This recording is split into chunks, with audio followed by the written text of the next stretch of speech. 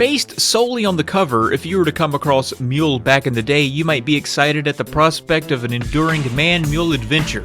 Just you, your mule, and a daunting path ahead for exploration of not only the world that lies ahead, but also your inner self and your mule.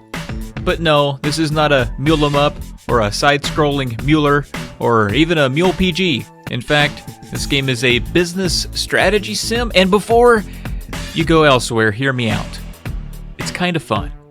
So, let's see what's up.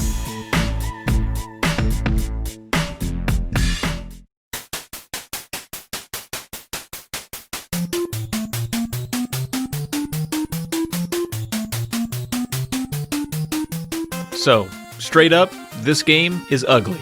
It looks like a drawing that barely made the fridge back when you were a kid. The landscapes are a dull gray, and everything here from your character's icon to the river to the shop in the center, it all looks really rudimentary. And there's kind of a reason for that. The game originated on the Atari 8-bit family and released originally there in 1983 and was ported to the IBM PC in 1985. So for its time, the graphics of this game on those machines was par for the course, but when ported to the NES, it looks like this. And I'm agreeing with you, they could have done something, anything, to liven it up a bit. So now that its looks are out of the way, you're probably wondering, what do you do here?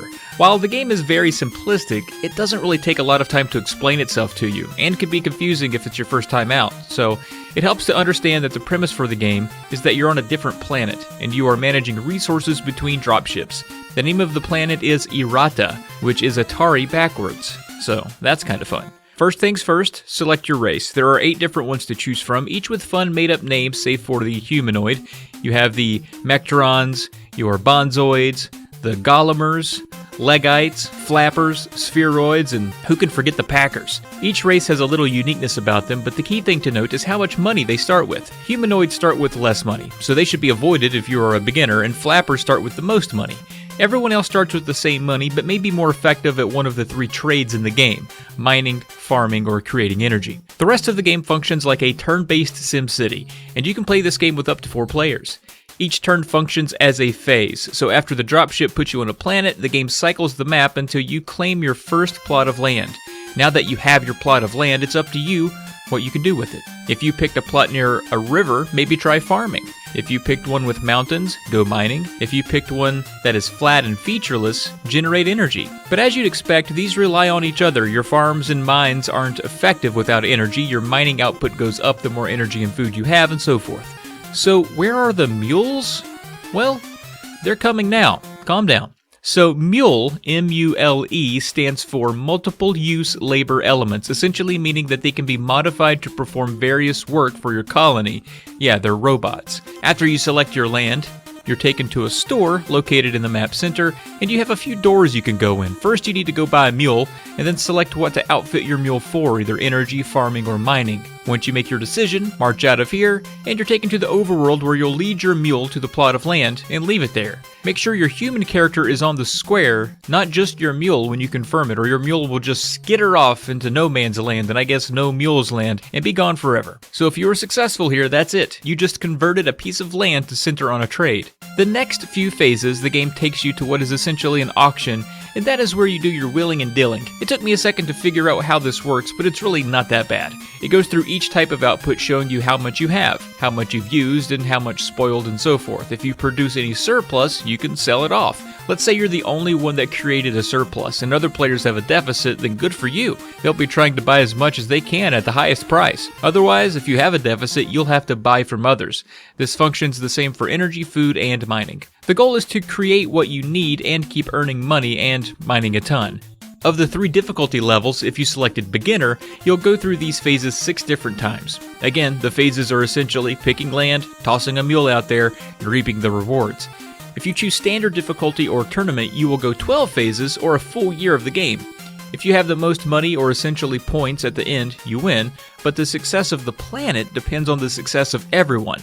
And there's a chance you can all fail and be stranded on the planet forever, and that's true even if one player fails to survive. A big part of the game is knowing when to change your strategy. Toward the end of the campaign, once most of the colonies are sustainable, everyone mostly shifts to mining, and that's really the point of the mission after all. You'll need to know when to make this shift as well to stay competitive, and you can switch your plots of land from farming to mining or whatever during any turn.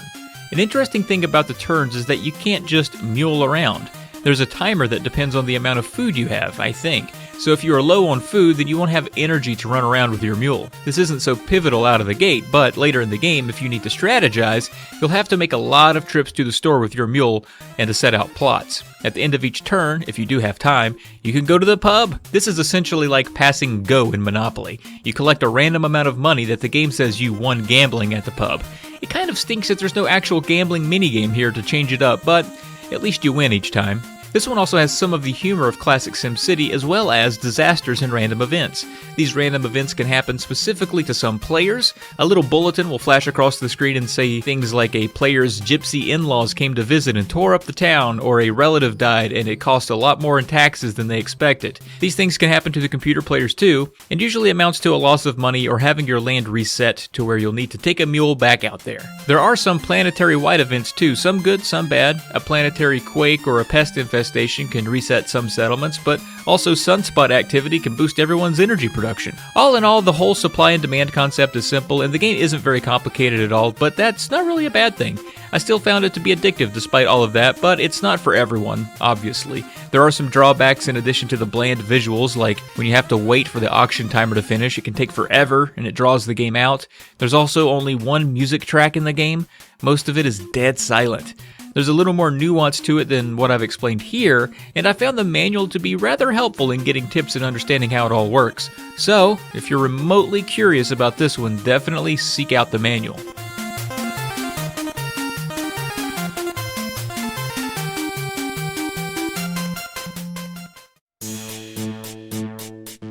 M.U.L.E has a lot of fun facts surrounding it. To name a few, Shigeru Miyamoto cited it as a Pikmin influence. Will Wright dedicated The Sims to M.U.L.E's creator Danielle Bunton-Berry, and the M.U.L.E theme song is an Easter egg in the game Spore.